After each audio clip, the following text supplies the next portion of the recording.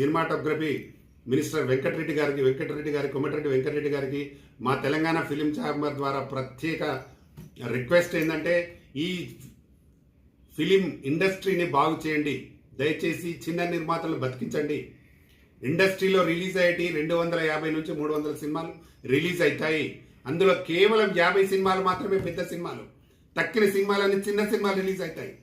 వాటికి రక్షణ కల్పించండి, వాటికి థియేటర్లు ఇప్పించండి. గతంలో నేను 1991లో నేను సినిమా తీశాను. ఇప్పటికి 35 సినిమాలు ప్రొడ్యూస్ చేశాను. నేను 250 సినిమాల వరకు డిస్ట్రిబ్యూషన్ చేశాను. నాకు తెలుసు బాధలు.